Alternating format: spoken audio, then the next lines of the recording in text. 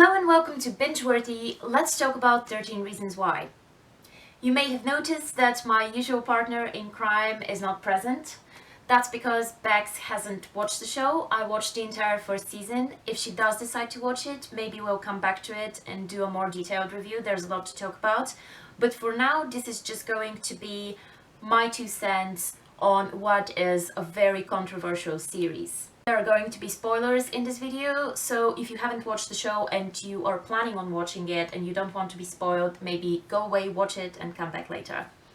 This is the story of Hannah Baker, who has committed suicide, but before that she has recorded 13 audio tapes that detail her experiences that led her to the decision to take her own life, and the 13 reasons why she did it are all people who did something to her to make her want to kill herself.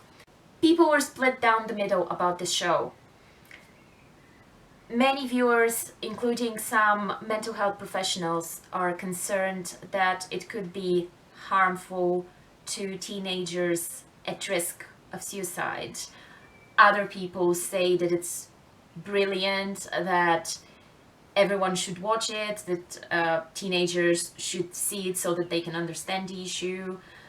One thing is clear, it has generated a lot of discussion. Does this show glorify suicide? For me, the answer is yes and no. I feel that it really depends so much on how you watch it, and it's not going to affect one person in the same way as the next. This is almost a revenge story about this girl who is punishing her tormentors, and through the act of recording these tapes, maybe even changing the school system, changing the way that people act. It's almost this act of heroism on her part. So in that sense, yes, it can be seen as a glorification of suicide, and obviously that's a really bad message. But on the other hand, I feel personally that the show does several things that I think counter that. My big reason for why I didn't think it romanticized the issue is the most controversial scene in the show that everyone is also split about, and that's the scene of the suicide itself, which is very graphic, very disturbing. And some people were saying that it's only there for the shock value, that it shouldn't be there. And others are saying that, on the contrary, it's the fact that it's so difficult to watch that is what makes it good. I'm in the second camp, personally. I feel that in the media, suicide is very often portrayed very vaguely, which makes it less real and makes it much easier to ignore, in my opinion. The way it's done in the series is so in your face, so graphic, so heartbreaking. It really forces you to look at the reality of it.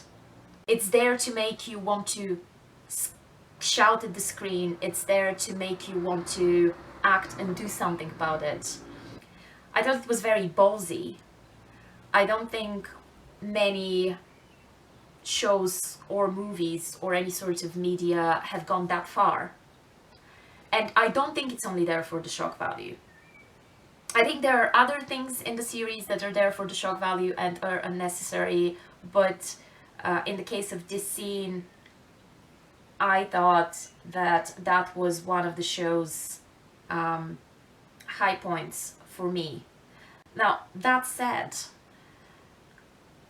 I definitely agree that this show should not be aimed at teenagers at risk. I can see how it can be triggering. I can see how it can be harmful. I don't think it will necessarily be harmful to anyone who is going through a difficult time and is maybe contemplating suicide or is near to such thoughts. I think that, once again, people are very different and everyone is going to react in a different way. But definitely, if you're not in a very good place in your life, you should proceed with caution. I don't think that it's necessarily predominantly aimed at teenagers at risk. I think that it's aimed, or at least it should be aimed, at everyone else. And in that sense, I think that the show could be useful even just by generating as much discussion as it has. And I think it's a good thing that it's so controversial. That's almost a bit of a safety net. That means that many teenagers watching it are aware that this is not necessarily the best portrayal and are aware of the problems that it has.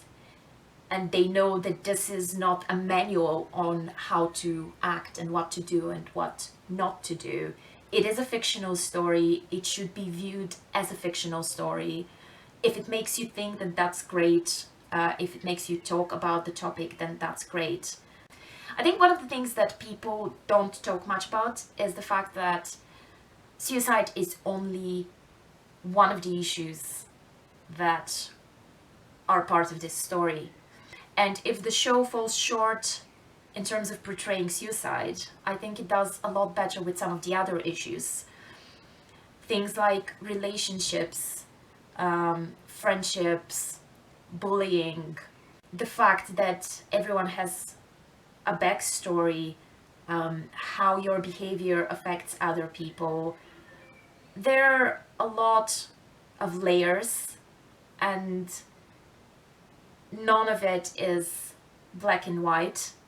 It's not that often that you see a show with teenage characters who are genuinely three-dimensional, and you are not always sure who is the victim and who is the villain, and who you want to condemn and who you want to forgive. They are all guilty of something, and in some sense they are all innocent.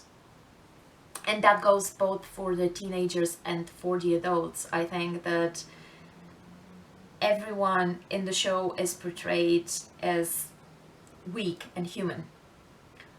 And that brings me to another point. I have heard this show being criticized for its portrayal of women or girls, and people say that it portrays girls as weak. I don't think that's a fair criticism, because once again, I feel like every single character in this show is portrayed as weak. Children, adults, boys, girls, I feel that they are all treated fairly equally. It's definitely exaggerated, but not necessarily unrealistic. Again, should you watch it? I think you should make your own decision about that. I think that the people who are saying teenagers should never watch this show, it's horrible, are wrong. And I think the people who are saying this is brilliant, all teenagers should watch it, are also wrong. It's a very personal thing whether it's going to have a positive effect on you or a negative effect on you. It's safer to watch it if you're in a fairly healthy place and want something that is supremely acted, well written, well put together, but has certain issues. So, bottom line, this is a show that should definitely be taken with a pinch of salt. And if you're going to watch it, you have to go in with your eyes wide open. You have to be aware of the fact that there are issues with how it portrays certain topics, and you have to know what you're getting into. That said, it's not without its merits, and I think the most important take-home message is that these are issues that we should talk about and we should discuss. Thank you for watching, and I will see you in another episode of Bingeworthy.